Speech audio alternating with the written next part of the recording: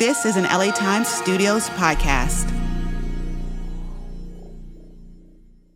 And then, of course, the smoking gun is this Google search from Jennifer McCabe, which is Hos Long to die in cold. I'm getting that tattooed. Just like Post Malone, I'm getting Hos Long to die in cold because it's crazy. So funny to me. Not only that she never thought this would come up, but that she was like obviously so drunk or so tired that she misspelled how long to die in cold. Yes.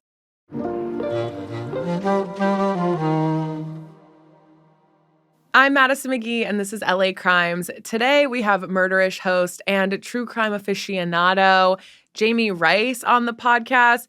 I was so excited to have her back because she was so wonderful the last time. So, Jami, welcome back. Thank you, Madison. I'm so happy to be here a second time. It's going to be great. This episode, I've been really looking forward to. It's all things Karen Read. Oh, gosh. Which has been, for me, the last 5 months just completely consuming my life. For other people, the last several years, it's been an all-consuming thing. Jami, how did you first hear about this story? Oh, gosh. I do not remember how I first heard about it, but probably TikTok. Probably TikTok now that I think about it. Yeah. And it really was because Turtle Boy, Aidan Carney, he blew it up. And I wasn't one of the OGs that was in on it before he kind of made this case go viral. But once he made this case go viral, it was all I could focus on. And then I remember after one particular crime con, you and I were there together, is when I started becoming interested and wanted to talk about it more and dive into the details. And I think once I got home from crime con, I was like, I'm diving in because this just sounds wild. And we're going to get into the details. But there are many reasons why this case isn't just your average everyday true crime case. Yeah, it's layered in ways that you don't even expect, and in ways that you do sometimes. But for listeners who maybe don't understand what the hype is all about and what we're even talking about, or maybe you're like me, and about 5 months ago, there was a doc series that was released on what was called Max and is now called HBO Max. It was a several-part doc series about the Karen Read story before the second trial. I had never heard any details about this case. That blows my mind. It's really wild. So if you're like me and you didn't know until now, perhaps, let's break down sort of the night of the crime and sort of what happened, because we do refer to this as the Karen Read stuff, the Karen Read trial. But the victim really in this case is a man, John O'Keefe. And let's talk about what happened to him that night. Yeah. So Officer John O'Keefe was in a relationship with Karen Read. And back on January 29th of 2022, Karen Read and John O'Keefe, they had been arguing kind of leading up to this moment. But to me, kind of like a typical relationship, you argue, but then things chill and you go out together drinking with friends, and that's exactly what happened. So John O'Keefe and Karen Read got invited out by some of John's fellow law enforcement friends some were with his agencies, some were with other law enforcement agencies. And basically this group of people went out drinking to a couple different bars in Canton, Massachusetts. And from there, and it was a lot of high-ranking members of law enforcement who were at this bar with their spouses, along with John O'Keefe and Karen Read.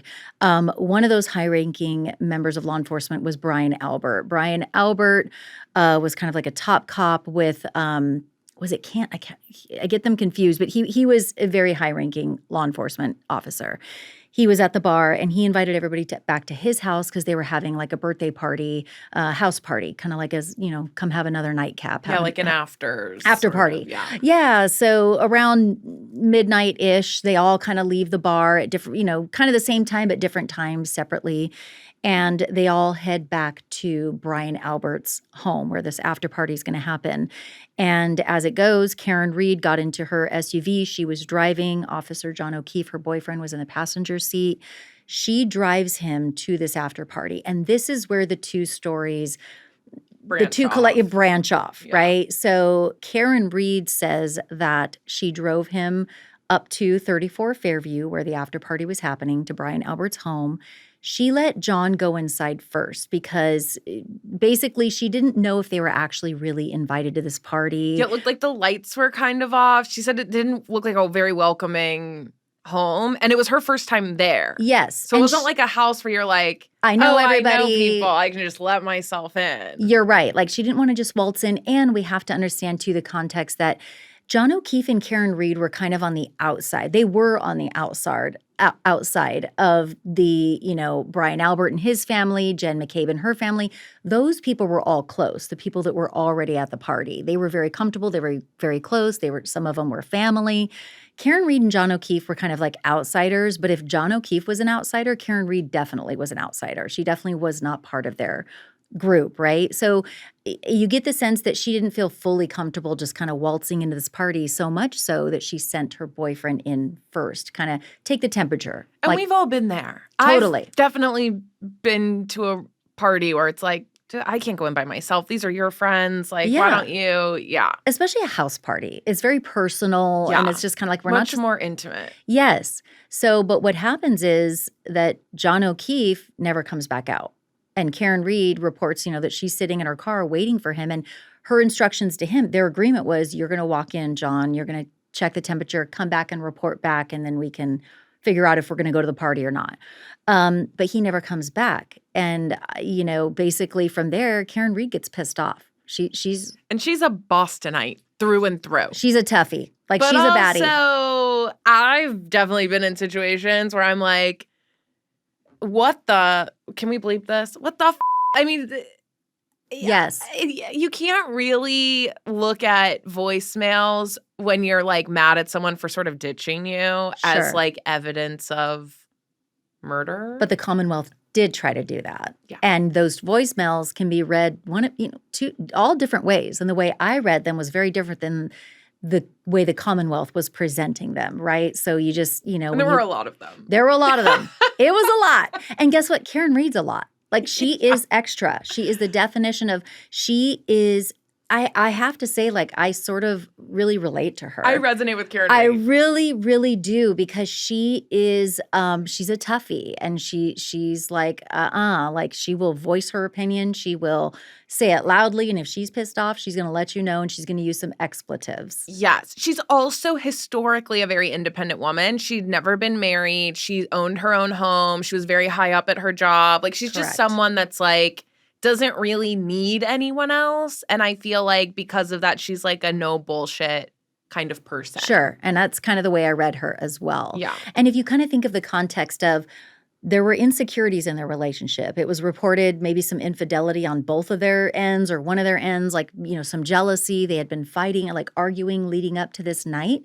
But on the night they went to the bar, there's video footage of him like kissing her on the forehead and lovey-dovey. So just like a lot of relationships, you can have a knockdown, drag-out argument and 8 hours later be partying with your friends and kissing each other. Totally. So that is a thing, but the Commonwealth would have you believe that it was so bad. He was about to leave her and she wanted to kill him, right? So yeah. I'm getting ahead of myself. But so she's waiting outside. He doesn't come out. So then Karen says she went home. She pulls out of the driveway, drives home, and according to her, John is still inside. Mm-hmm. And she's leaving these slew of voice messages on his phone. Calling him names. So, and again, I can't help but look at this from a woman's perspective who has insecurities in the relationship and maybe infidelity and all these things. If my boyfriend was sent inside a house to go check the temperature and he says, I'm going to come back out and tell you what's up, he never comes back out and he just leaves me stranded in the car and I'm uncomfortable. I'm not going to just walk into that house. I'm pissed off. And she's a little drunk. She's a little drunk. Yes. She had been They'd all been drinking. Yeah. She had been drinking. So there was intoxication. Like heightened emotions. Yeah. Yes. Insecurity in the relationship, maybe infidelity, all these things. So she says that she leaves 34 Fairview with John still in the house, just no sign of him coming back to the car. And she hightails it back to his house, John O'Keefe's house. And she pulls into the driveway at like 12:36 a.m. And we know that because his wife, her her phone connected to his home Wi-Fi at 12:36 a.m. So she goes back home, but she's angry. So she calls and she leaves text messages calling him names. She calls him a pervert. You effing this, you effing that. I mean, a string of angry voice messages. Now, for me, I read that as I can understand why you ghosted me. You 100%. left me in this car. If he hadn't ended up dead that night, that's it. No one would think 2 seconds about these texts or these calls at Right. all. No Right. one would think twice about it. It would be like, oh yeah, she was mad about this, whatever. Mhm. It then becomes convenient Mhm. that all of that happened and He's found dead. Yes. Now, one of my favorite details about this night to sort of validate her in being upset and just a woman's intuition. According to Karen, she sleeps on the couch that night so that when he gets home late, she can yell at him. She's going to catch him. And I think that is so funny to me because I would do that. He was going to catch heat from Karen Reed that night. Like, because he was, you left me and now I'm going to be the first thing you see when you walk in. Which also to me indicates no one's at this house monitoring her behavior. That would be a weird thing to do if you had just killed someone. Mm-hmm. But I just think it's such a like funny woman thing to do to be like, well, I'm going to sleep on. It's uncomfortable. I'm not going to get in the bed. I'm going to sleep on the couch just to yell at you. Literally, I'm going to be fast on the jump when that dude walks in this door. Like, I am not going to have to take any extra steps. Yeah, no. I am going to pounce like a gazelle when he walks in that door. So funny to me. And then that's also the reason she realized he never came home because then she wakes up a few hours later, still on the couch going, oh, he's not back. Right. And that then continues the night into the morning of this nightmare. So then what happens? Yeah. So to your point, she goes to John's house after leaving a slew of angry voice messages, whatever. She goes to sleep on the couch. She wakes up again at 4:30 in the morning, sometime around there. He's not home. So now she's actually a little worried. She's like, she might have gotten angry again, but then it turned into sort of like sheer panic in her words and like worry, like, where is John? And at some point, I think she even woke up John's niece, who he was raising as a father figure, and just was like, where's John? Like, where's John? So then that sort of sets this whole thing in motion of where's John? And so according to Karen, she eventually calls Jen McCabe, who was one of the party goers at 34 Fairview. Also, Jen McCabe is the sister-in-law of the woman who lives at 34 Fairview, Brian Albert's wife. But anyway, she calls Jen McCabe, and then I think Carrie Roberts gets linked into this whole thing as well. And the three of them, Carrie Roberts, Jen McCabe, Karen Reed, meet up, get in one car, and they go on a search for John because Karen Reed's like, I have no idea where he is. There's a blizzard. And apparently, according to Karen, she admits, and other people say too, she was saying things like, could a snowplow have hit him? Did he fall down drunk in the snow and he's laying in the street somewhere? Is he still at the bar? Like, is he, and then she said, could I have hit him? According to Karen, that was a question. Like, could I have hit him? Could I have clipped him? It would later turn into something else, which we'll get into as sort of like a confession. And so eventually they go back to 34 Fairview where the after party was, where John was last seen. And almost immediately as they pull up, Karen Reed sees his body in the snow, the front yard of 34 Fairview, laying there. She jumps out of the car, panic, screaming, oh my God, and according to Karen, she tries to give him mouth to mouth. She tries to warm up his body. She picks like a piece of glass out of his face. Yeah, out of his nose. And she said it started to bleed. There was a piece of glass in his nose, according to her. She observed his wounds, and essentially it looked like he'd maybe been in a fight or been assaulted or there's a photo of his arm, and it looks like something I've never seen anything like this before. It looks like almost like attack, stab, adjacent type wounds, but like almost like an animal attack. Yeah, and that'll become a very important piece at both trials because as we know now, she went on trial. Karen Reed went on trial twice. But she finds his body. Police are called. But that just starts the whole thing. Ambulance is called. Like all these people are called to the scene. John is eventually taken away. He's unconscious at that point, but he's not dead. He is pronounced dead at the hospital shortly after that, unfortunately. And Karen Reed, there's video, there's video cam footage of her, just absolutely losing her mind. And she's saying, Jen, and she's screaming Jen McCabe's name and John and this, and it's chaos, as you can imagine. And then basically they need to find out what happened. What happened to John O'Keefe? Why is he in the front yard of 34 Fairview where this after party was held? Why is he incapacitated? Why does he have these injuries? And so law enforcement is called in and to start investigating it. And very quickly, Karen Reed becomes the prime suspect. And then that is what unfolds from there. Karen Reed is eventually arrested, and they charge her, I want to say, with vehicular manslaughter at that point. The charges were later upgraded. Vehicular manslaughter. Right. And then they dropped those charges and they sent her home. And then she's arrested again. And it's second-degree murder.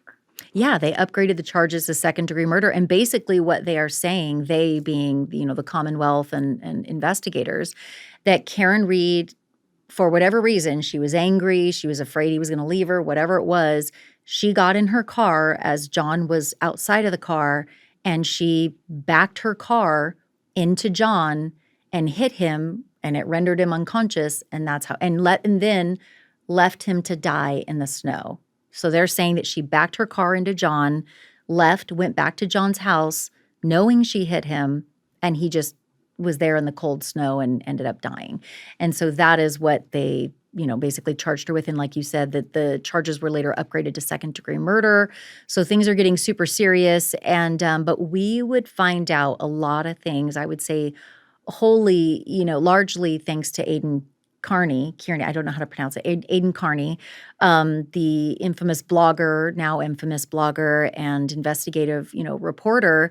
He kind of blew this case up. He got a hold of all the court documents. And this is when I did not know about the case, but he had sort of latched onto it like a dog with a bone. He got all the court documents and he's going, hold on. Because I think at that point, the public at large probably thought, oh, yeah, they're probably right. She's a drunken, crazy woman, and she backed into him, and she was angry, and she left him to die in the snow. End of story.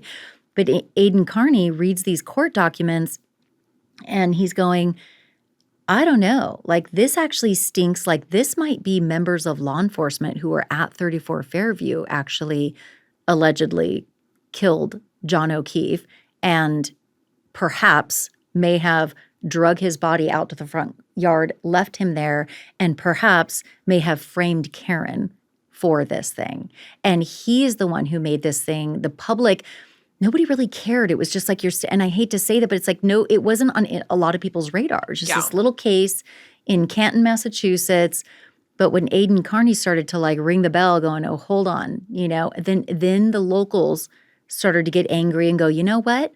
Our law enforcement for years has had a history of corruption, and the locals would say that. So this is no different. And oh yeah, maybe Aidan Kearney's right. So on paper, you hear the details just like, oh, angry girlfriend, a little drunk, heightened emotion, these voicemails. You really look at like the very top line of this case, and it does seem pretty black and white. Mm-hmm. If we heard these details about most cases, we would go, oh, yeah, it's pretty obvious. Occam's razor. But there's so much more to this that unfolds, not even just pre-trial, but there's evidence that gets unpacked during the trial that illuminates a lot. And we will talk all about Karen's first trial when we return from the break.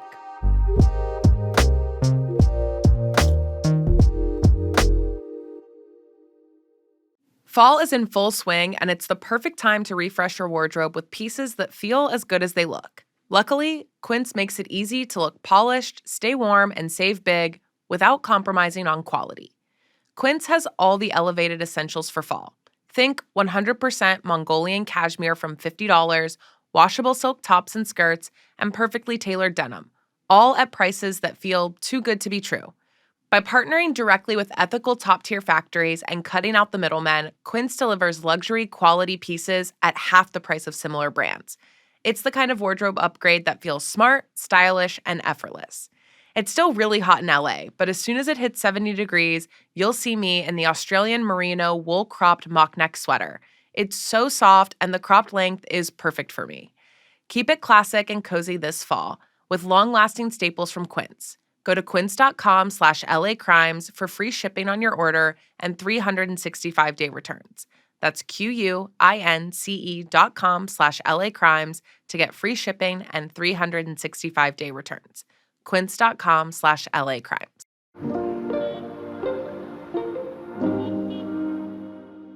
Jami, let's get into the first trial. Karen's sort of main attorney during the first trial was this guy, David Yannetti. And then later she brought on the very famous or infamous, depending on how you look at it, Alan Jackson, who was a huge heavy hitter for her and this case. My understanding is that once Alan Jackson got involved is when the press started to really heighten up this on a national level. Turtle Boy really got the locals activated, and then Alan Jackson's involvement is really kind of what put it on the map. I mean, he's a huge, famous attorney who has tackled a lot of infamous cases. But what I think is interesting about this trial is the amount of evidence that Alan Jackson was able to pull out mid-trial and go, hey, you didn't actually talk about this, but we found this. And they're introducing new stuff sort of throughout, which a lot of trials, a lot of stuff comes out in discovery, and both sides get copies, and then they can sort of build their case on this. And this case was different, where halfway through, it's like, well, what about this? And what about this? And there were a lot of wrenches thrown sort of at both sides about this case. And the list of witnesses is long because there was a party happening at this house. So let's dive into the trial. There are sort of two sides of this argument. There's Karen did it, or the police are covering up something. So let's start with the people who think Karen did it. What are they arguing? This relationship was on the rocks. What evidence did they have of that happening? The taillight pieces. Literally it boils down to the taillight pieces. But before that, yes, to give a little context to their theory, or a little weight to their theory, they're saying things like, Karen Reed was obviously kind of, crazy girlfriend. She didn't want to lose him. John had been telling her maybe that or giving indications he was going to break up with her, and she just couldn't handle that. It all boiled over into this one night. She gets really drunk. She's angry. She's jealous. She doesn't want to lose him. And so she backs her car into him, and with no regard for his life, she just leaves him in the snow, not knowing if he's dead, not knowing if he's going to die. She just is she's like, I don't care. I'm leaving. And she goes to his house and basically lets him die slowly in the snow. And what they use to sort of back that up is look at all the her taillight pieces from her Lexus SUV were all over around his body. And that on its surface, you might go, case closed. She's guilty. Why are her taillight pieces? Obviously, she hit him, right? Obviously it broke her taillight, and obviously the taillight pieces landed near his body. That makes perfect sense. But Alan Jackson and David Yannetti are excellent lawyers, and I would say Melanie Little as well. She had an excellent Karen Reed and Bob Alessi in the second trial. But Karen Reed had a kick-ass defense team, and that is largely because Aidan Carney blew this thing up, and people donated to her defense fund. I think over $1 million she got in donations. Had it not been for Aidan Carney and him blowing this thing up and her getting those donations, who knows? She might be in prison today, but she was fortunate enough to have those funds and hire one of the best defense teams that money can buy. And what they were able to uncover was that this is not at all what it seems on the surface. So the Commonwealth basically, what they had going for them, so to speak, would be a supposed confession from Karen Reed. That's one of the strongest pieces. So it would come out during the grand jury, sorry, not the grand jury, but her first trial that, people like Jen McCabe, would testify, oh, she said she hit him. She said, I hit him, I hit him, I hit him. Well, Karen Reed would tell us in interviews, and her lawyers would argue, no, that was not in the affirmative. She was like, did I hit him? Could I have hit him? Yeah. So there were several people who said she said that 3 times in the same cadence. They all went up almost like robotically. Almost like they heard it from one person and just like, this is going to be the story, like rehearsed. And there's a moment in the first trial where there's a police officer who is attesting to this. The police officer, not one of the friends, but the one who was like arrived on the scene in uniform with his car to the scene. And he goes on the stand and testifies, yep, she said, I hit him, I hit him, I hit him.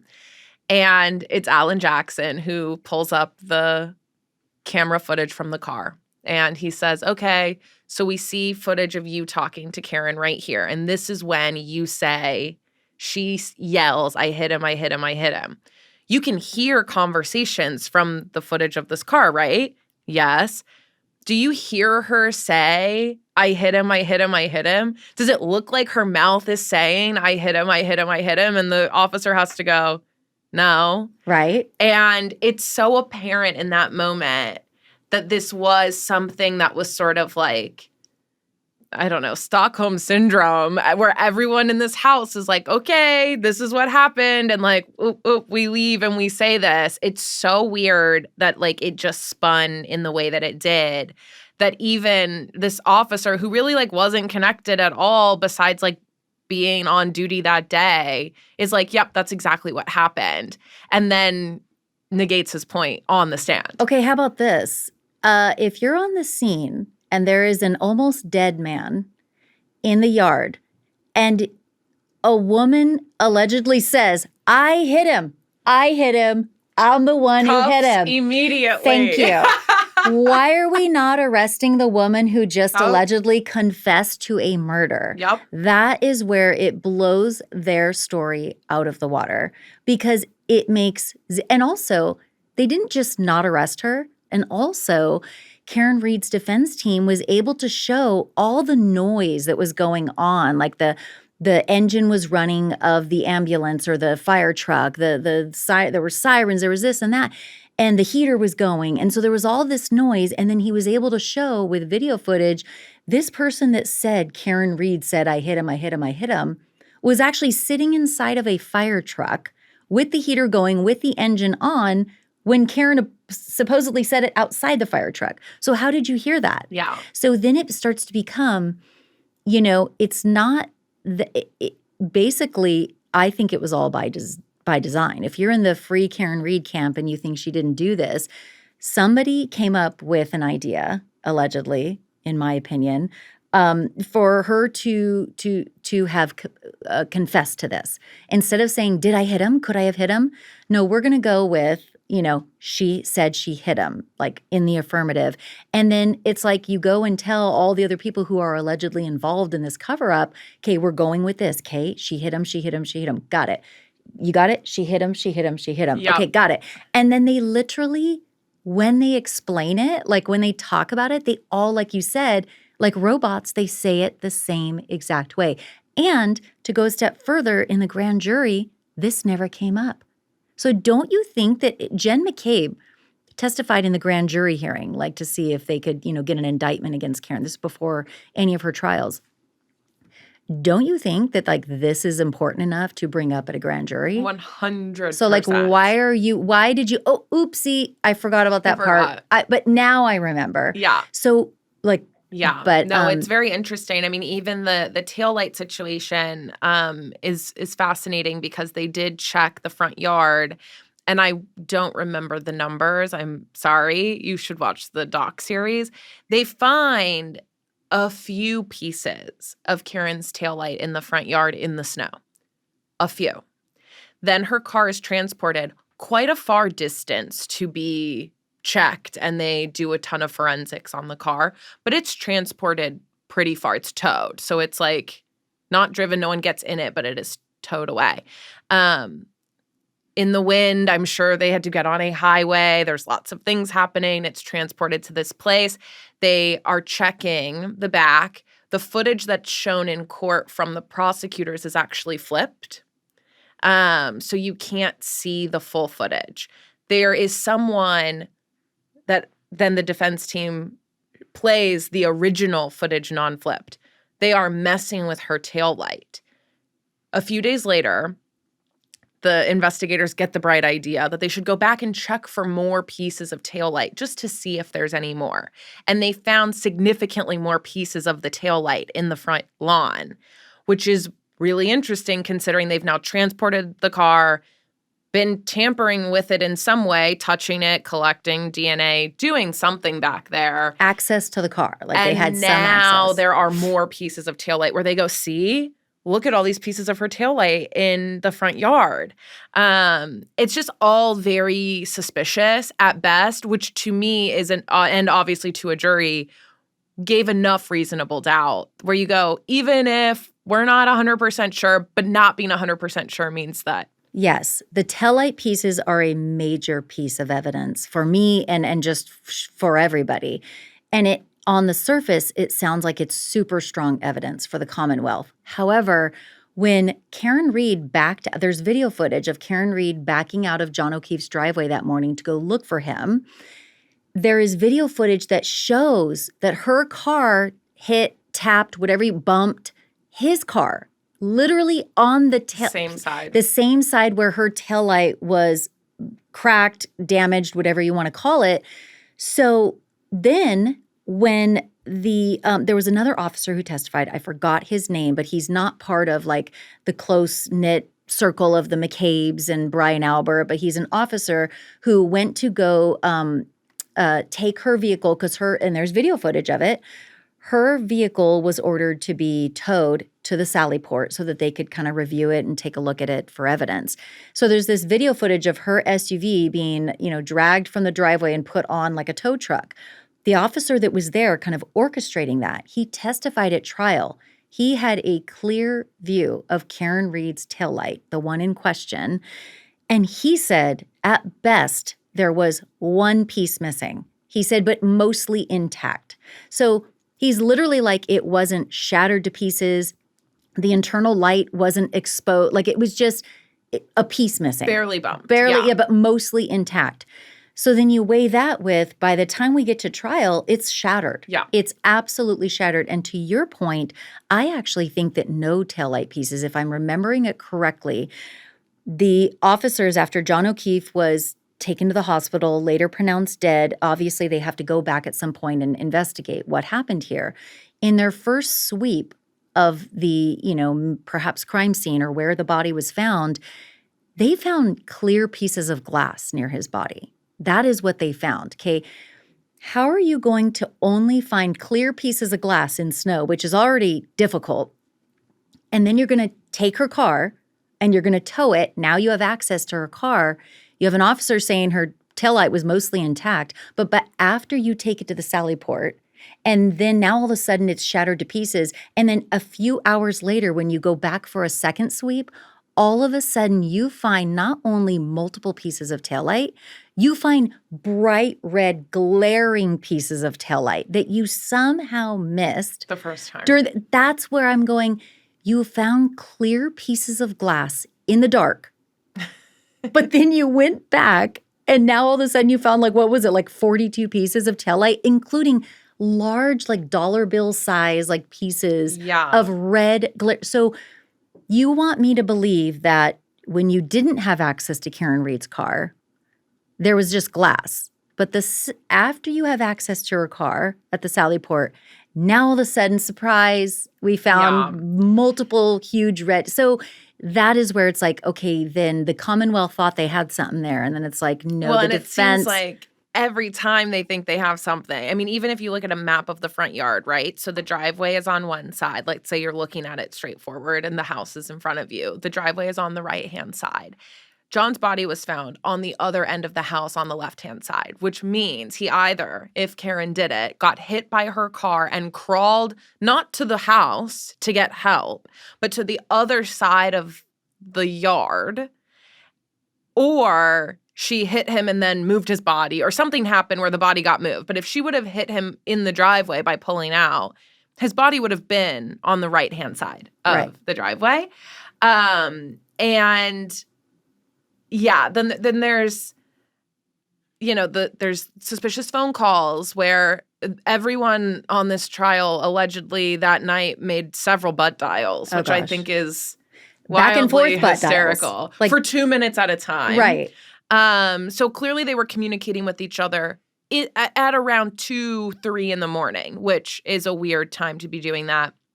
And then, of course, the smoking gun is this Google search from Jennifer McCabe, which is Hos Long to die in cold. I'm getting that tattooed. Just like Post Malone, I'm getting Hos Long to die in cold because it's crazy. So funny to me. Not only that she never thought this would come up, but that she was like obviously so drunk or so tired that she misspelled how long to die in cold. Yes. But that happened also in the middle of the night, right around the same time as these phone calls. And his body was found in the snow. The snowstorm hit in the middle of the night. The plow truck who drove through did not see a body. The Google search happened, and then the body is found outside. Yes. So that timing is really bizarre. The first trial ends in a mistrial. So what does that mean? So a mistrial is a hung jury. The jury in a, murder trial has to all agree. It has to be unanimous. If you're going to find somebody guilty or innocent, it has to be unanimous. You can't have 2 over here that think this and 10 over here that think that. So the jury just couldn't get there. Based on the evidence, they couldn't get there, and so it was a mistrial. Although there is some nuance to that because after that trial ended, the jury actually, several members of the jury came forward and said, no, we actually acquitted her of the serious charges of murder, but we were confused by the jury slip. We didn't know how to mark it correctly. And those jurors literally signed affidavits saying, we testify, we are telling you that we all collectively, all 12 of us or however many there were, I think there were 12, we all had acquitted her. We all agreed she did not commit murder. But when it came to the jury slip, and it's an issue, I think, in Canton or Norfolk County, that they are historically just a confusing, piece of paper to fill out. And so weird circumstances. But so with that new information, after it was a hung jury, but then finding out that actually several of the jurors said, no, we're willing to sign an affidavit. We acquitted her. The defense team, Karen Reed's defense team, took it all the way to the Supreme Court. They did not win. So then Norfolk, the Commonwealth was able to put her on trial a second time. But had the defense team won in the Superior Court, she would not have been able to have been tried a second time because that would be double jeopardy. So this case, again, this is so weird. A lot of red tape, a lot of legalese happening that's preventing certain things from helping Karen, and a lot of things supporting the prosecution, from the fact that all of your witnesses are law enforcement officers or work for the government in some capacity, to, the wording of this benefits us and doesn't benefit Karen. There was a lot going on. But then a little bit of time goes by, and not that much time, honestly. There's lots of time in between, trials. Karen Reed goes on trial a second time, and we will talk about that trial when we come back from break.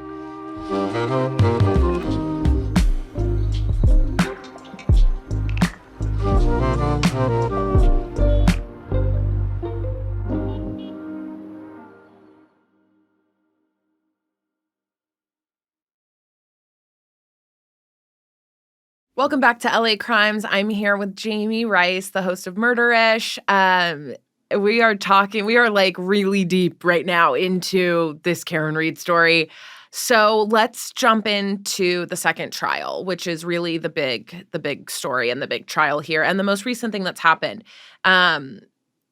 This trial was more popular than the first, if that's even possible. I mean, this was already a media frenzy, but it seemed like people like myself who had never heard of it for some reason were then super invested. So this was captivating so many audiences and ironically happening at the same time as Sean Combs. So it was like, what is happening in crime news? But for me, my eyes were glued on this Karen Read case. Same.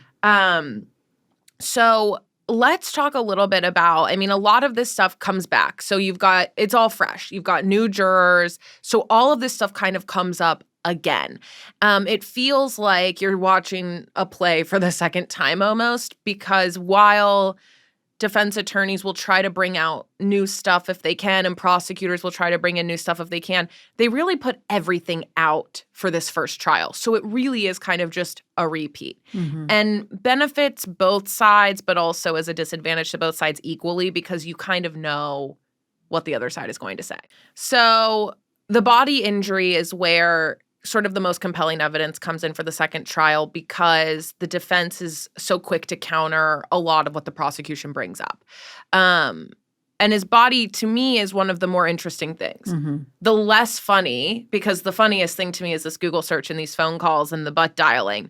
And that's compelling also. But the body is really compelling to me because for someone who's been allegedly struck by a car, not going very fast, I might add, you're not driving 65 miles an hour backing out of a driveway. I mean, I've backed in and hit like a garbage bin before, and there's like no damage to my car at all because you're not going that fast. But anyways, his body looked really bizarre. And like we mentioned before, the arm, it looked like almost like an animal attack or something. There's a dog involved in this story that gets rehomed. Yes. Tell me more about that. Yes. So I think that some of the most compelling evidence, and I think I'm going to say that about everything, there's so much compelling evidence, but some of the most compelling evidence in both trials were not only the injuries to John O'Keefe's body, but the lack of injuries to his body. And that screamed at me. And so there were medical experts who testified that when somebody is hit by a vehicle strike, very commonly, at the very least, you have bruising. But most often, you have fractures and or broken bones. Those things like just exist in almost nearly every vehicle strike. John did not have that, none of it. So he had injuries to his face. He had two black eyes. He had cuts above and I think below his eye. He had, these odd injuries, to his arm. We didn't know, nobody knew what those were at first. There are no injuries to his midsection, where apparently, according to the Commonwealth, he was hit by her vehicle. So if he's struck by her vehicle, where are the bruises? There are no bruises. Where's the fractures? There's no fractures. Where are the broken bones? There are no broken bones. And to me, that screams he did not get hit by a vehicle. All of his injuries are centered on his face and arms. The Commonwealth would have you believe that all those lacerations, I'll call them, on his upper, mid, and lower arm were caused by Karen Read backing into him with her SUV and hitting him with the taillight, which when the taillight made impact with his body, it must have shattered the taillight, and then the broken taillight just sliced up and almost perfectly sliced. Totally, perfectly sliced. And so, but again, you have that officer that testified that her taillight was intact, but that's beside the point, I guess. But the defense learns that there is a German Shepherd named Chloe who was owned by the Alberts, Brian Albert and his wife, who owned 34 Fairview, where this after party is occurring. And so there's a German Shepherd, and not only do they have a German Shepherd, she's a known, somewhat aggressive German Shepherd, had either been aggressive toward other animals and or people in the past. And to go a step further, the defense would also learn that not long after John O'Keefe is found dead in the front yard of 34 Fairview with mysterious injuries on his arm that look very much like maybe an animal attack, Chloe was rehomed. And they had owned this dog for 6 years. and they rehomed her. So it just sort of goes to this theory, the defense's theory, that this is a cover-up. And this is a frame job of Karen Reed because very clearly to them, these are dog bites. And in fact, there were in my opinion, very seasoned and credible medical experts, more than one, that testified on behalf of the defense to say, that's a dog bite. Like those are dog bites and scratches. And so that was very strong evidence because to me, just as a layperson, let's just not even know if I didn't know anything about this case, that is what struck me about this case. When I first started looking into it, I zeroed in on a picture of his arm because I kept hearing it being brought up. I didn't know anything about this case. And I looked at it and I was like, oh my God, he got bit by a dog while he's being murdered. Like I literally thought that. So that was me as a layperson. I looked at his arm and was like, he got bit by a dog or scratched or, like something with an animal. And lo and behold, that was the defense's theory. Like, we've got these medical experts to show. And it wouldn't make sense. Those don't make sense from a taillight. Like, it just doesn't make sense. And the fact that the Commonwealth said she was going 24 miles an hour when she backed into him, it just... Unless she's driving a Tesla, I don't know how you even get that going that fast in that. I mean, the driveway is not a long. No. Look it up. You're not imagining like a long driveway. It is a very traditional, like your front yard is like just regular front yard. Yes. It's not long. Big. Yeah. You don't have time to accelerate that fast, especially in reverse. It just is. It didn't make sense. Yeah. And the defense did a very bang up job, like highlighting that, I think, for the jury to see and all of us who were watching the trial on TV.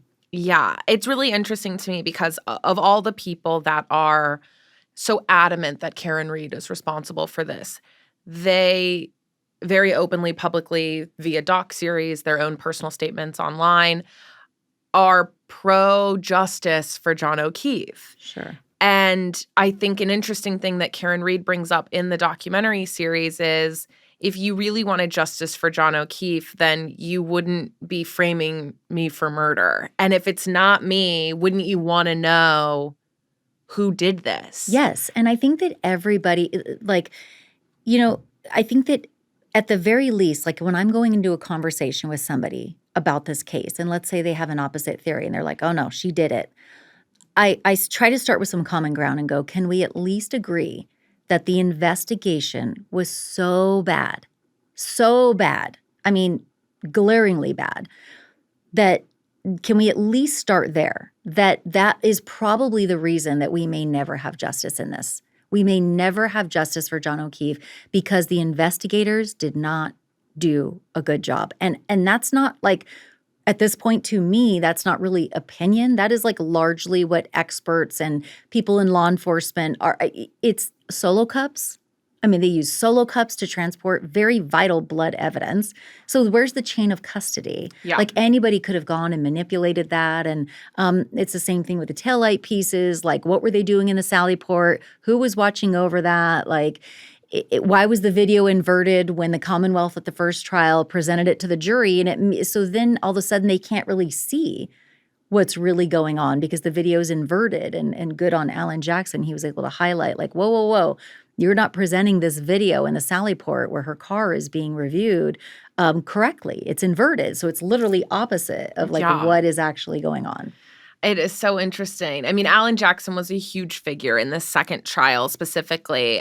He really took the reins on the case, I think probably because of his public figure status. And he was such a key player in the documentary series that had come out, I mean, just right before she went back to trial. He had some testy exchanges with the witnesses. Did you have any standouts, any favorites? Oh, Kelly Dever, not Deaver. Like literally that woman, she's an officer.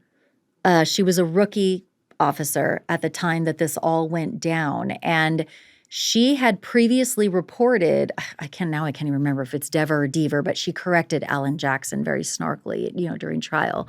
But Officer Dever, she, previous to trial, as just a rookie law enforcement officer, whatever her role was, she had said something like, and don't quote me on this, but it's pretty close. She had reported that Brian Higgins, who was also at that after party, he's a big part of this, and he's also like a big Boston, I think he works for the ATF or something, Yes. right? High-ranking member of law enforcement. Big guy. Brian Higgins, no neck Higgins. Sorry. Not sorry. That's so funny. Am I wrong? No, Am I wrong? That's incredible. I can't. So she had reported that she observed Brian Higgins and one other investigator. I don't want to name drop because I can't remember at this point, and I don't want to get it wrong. She had said they were with Karen Reed's SUV at the Sallyport for a wildly long period of time. She said that. Oh, but by the time trial comes, she's like, oh, that was a false memory. I was misremembering. But it's kind of interesting because that's a very specific thing to say. And she also said at the time before trial, I saw them in there for a wildly long period of time, and I thought that was strange. Or she said, I thought that was odd or something like that.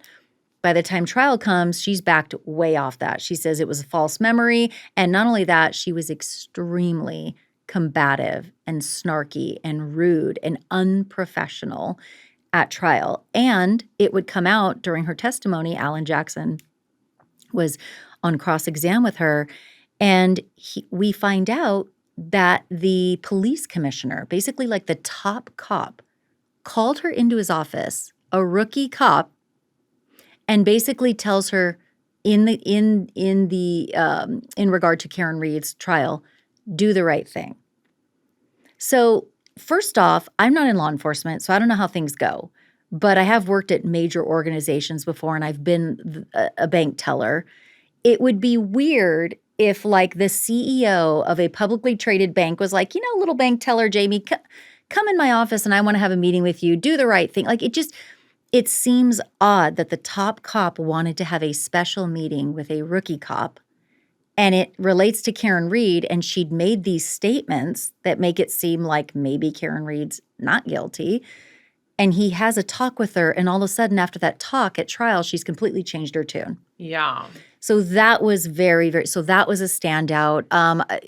Yuri Buchanan was a standout. He also testified on behalf of the Commonwealth, and I just thought – extremely unprofessional, extremely hesitant to answer questions, in my opinion. And I've been a juror.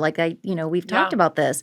And I was the jury foreman on a first-degree murder trial back in 2017, and I was kind of surprised to learn, the judge, basically what it boils down to is you just have to use your common sense. You literally, there is no science to it. I mean, yes, you have to follow certain juror rules and guidelines and things like that. But it really boils down to if Madison McGhee is on, the witness stand and you are testifying for the Commonwealth, or maybe you're testifying for the defense, I, as a juror, just have to look at how you move, look at how you answer. Are you hesitating? Are you sweating a lot? Are you nervous? Is what you're saying making sense given what I've heard prior to your testimony? I have to determine as a layperson, a juror, are you credible? And to me, watching every single day of the trial, it would be wild to me if you told me that you thought Kelly Dever or Yuri Buchanan were credible at all. It very clearly to me seemed they have something to hide. They're trying to help one side, and it's not the defense.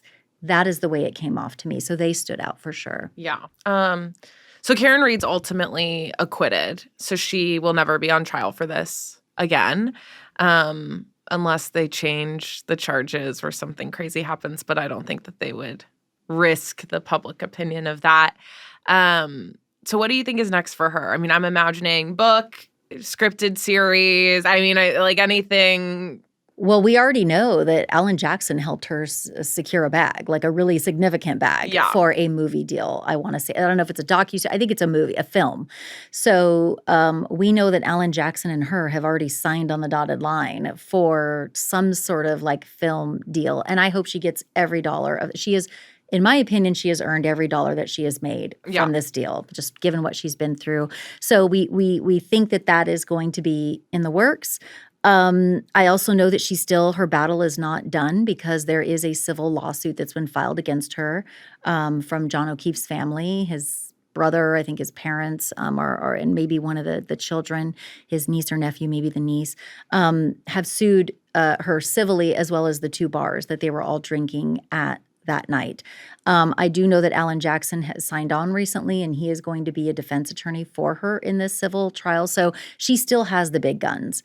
And she's taking it very seriously. And so we will see how that goes. Civil trials are definitely not the same as criminal trials. The burden of proof is lower, but certainly it doesn't help the plaintiffs that she was found not guilty. Of course. And I will say she was found guilty of OUI. Yeah. So she was acquitted of the more serious charges, second-degree murder, manslaughter, but she was found guilty of OUI, which is essentially DUI. DUI, yeah. And given probation time.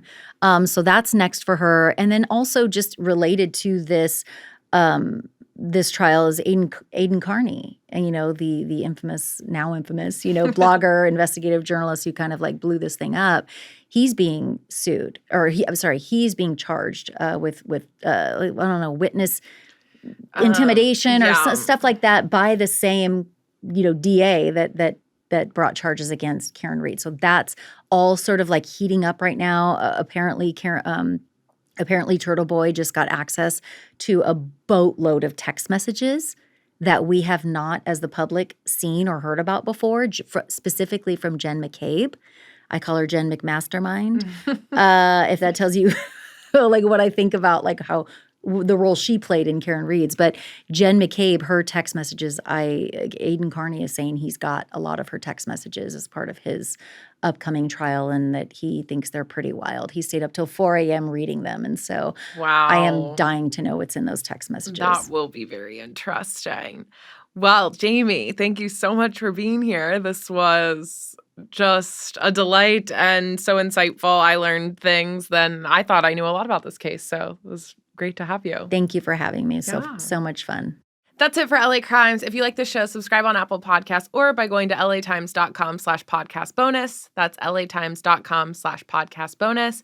You'll gain access to this week's bonus episode where Jami and I talk about some of our more controversial opinions, not just with true crime, but with our favorite topic, the Valley. Reality TV. Let's go. I know that's why you're all here. So we'll see you over there.